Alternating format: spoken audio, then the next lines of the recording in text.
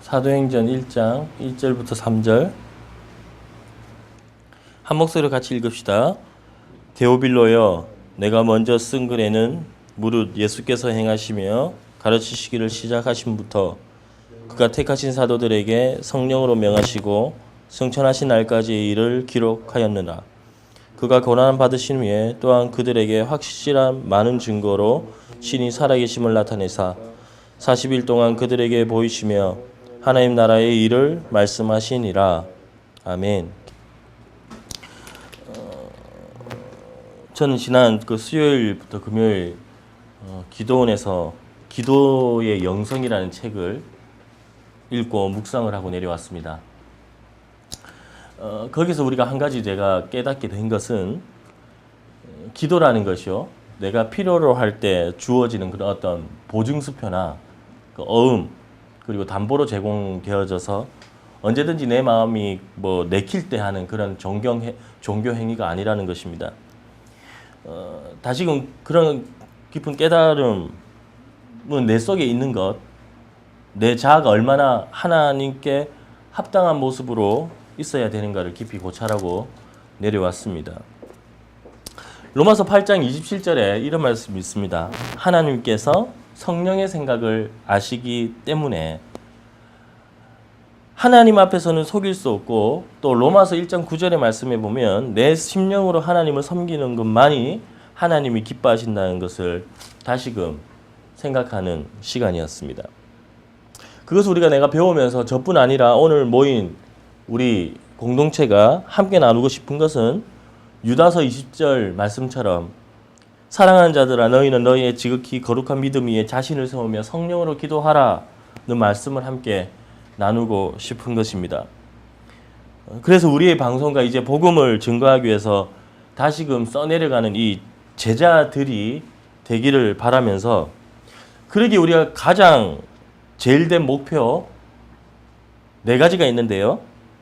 첫 번째는 예수의 제자가 되어야 되는 것이고, 두 번째로는 제자된 우리들이 주의 자녀처럼 살아야 되는 것이고, 세 번째로는 자녀된 우리들이 성령의 사람이 되어서 세상을 바꿔야 된다는 것입니다.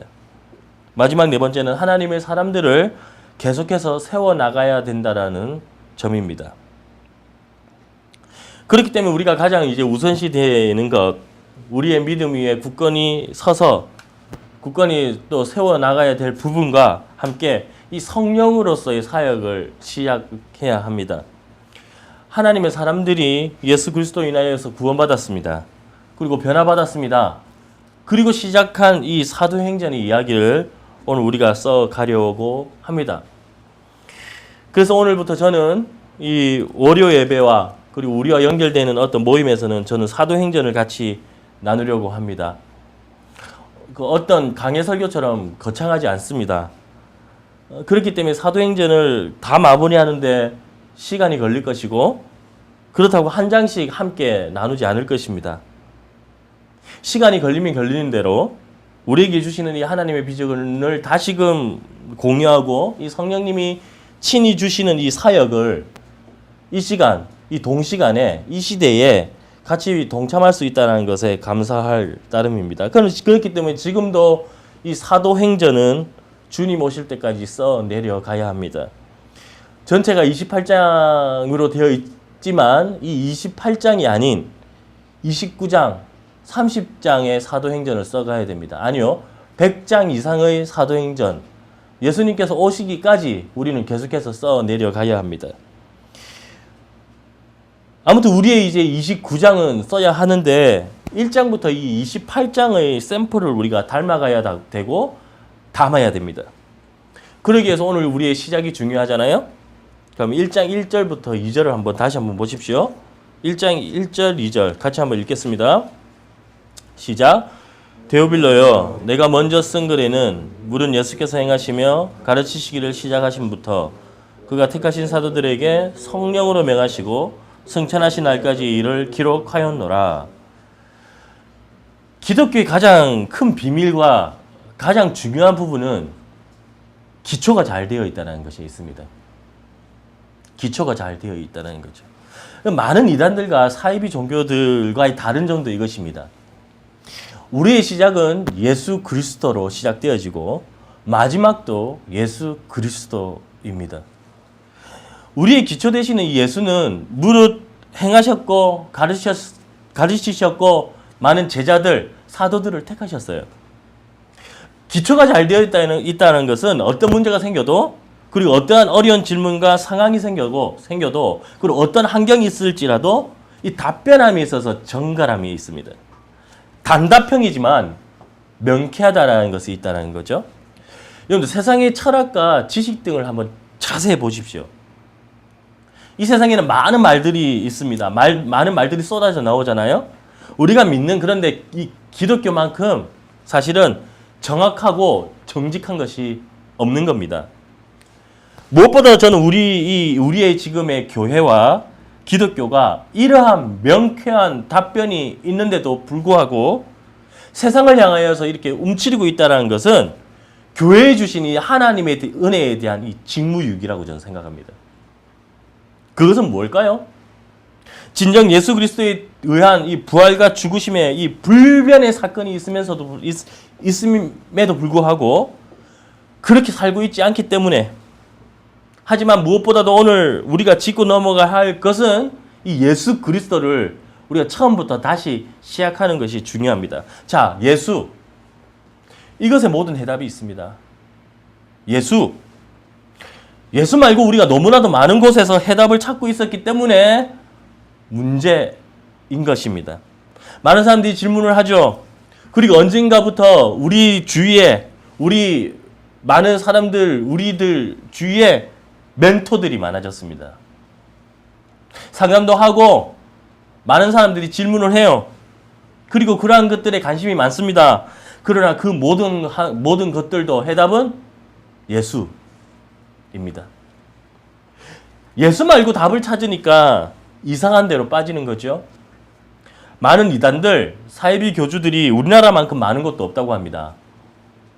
전국적으로 200명에서 300명 가까이 된대요. 그 이유는 많은 사람들은 성경을 잘 몰라서 그렇다고 얘기들을 많이 합니다. 뭐 그것도 맞습니다. 그런데 성경을 아는 문제도 예수에 있습니다. 많은 성경 지식을 알고 있다고 하여도 예수 그리스도를 뺀 지식은 가짜입니다. 본문을 보십시오. 모든 것은 예수께서 행하시고 가르치시는 것부터 시작합니다. 데오빌레어 내가 먼저 쓴 글에는 무릇 예수께서 행하시며 가르치시기를 시작하심부터, 그리고 승천하시는 날까지의 성령님의 통하심 말고는 그 어느 누구에게도 예수 그리스도의 위치와 신분을 주신 적이 없습니다. 성령이죠. 2000년 전의 성령이 오늘 이 시간, 이 시대에도 같은 성령입니다. 아무리 어떠한 성경 본문을 가지고 와서 자신들이 예수고 감람나무고 대언자라고 하여도 가짜입니다. 이 시대에는 성령, 예수 말고는 가짜입니다. 없습니다. 신천지이든 JMS이든 문선명이든 다 가짜이고 사기꾼입니다. 그런데 우리의 기독교가, 우리의 교회가, 우리의 성도가 힘을 다 잃어버렸습니다. 그런데 그 힘이 정치에 있나요? 여러분들 좀 생각해 보십시오. 지금의 교회가, 지금의 목사가, 지금의 성도들이 지금의 정치 때문에 병들었고 타락했나요? 아닙니다. 벌써 예전부터 그랬습니다. 예전부터 타락했습니다. 그것은 바로 예수로의 대답을 잊고 살았기 때문입니다. 많은 사람들이 이야기합니다. 교회가 변질됐다고, 목사가 타락했다고, 그러면서 운동을 펼칩니다. 지금의 현주소를 보면서 기성의 모든 제도가 잘못되었다고 합니다. 그러면서 투쟁하죠. 그렇다고 변화되나요? 아니요. 우리들이 매번 짜증나게 하는 것이 있잖아요. 눈으로 안 보면 그만인데 뉴스에서 매번 나오는 거 선거 때 말이죠. 기독교인인데도 절에 가서 절하죠. 그러면 어쩔 수 없이 평화, 이 세상의 모든 사람들과 함께 그런 평등을 가지고 나가기 때문에, 그런 상황을 절박한 상황이기 때문에 표를 얻기 위해서 그런 데 가서 절해요. 평화를 말합니다. 전자 그런데도 현실에서 자신의 어떤 신앙을 담은 행동이나 신앙 고백을 하잖아요. 그럼 욕을 먹습니다. 좀 아이러니하죠. 어떤 이는 그런 것을 보면서 진보의 신학을 좋아하고 뭐 천주교 말하면 신부들의 그 사제들의 어떤 사회 참여에 박수를 칩니다. 그렇죠? 그런데 저는 생각이 좀 다릅니다. 진정한 신앙 고백은 믿음 위에 있어야 합니다.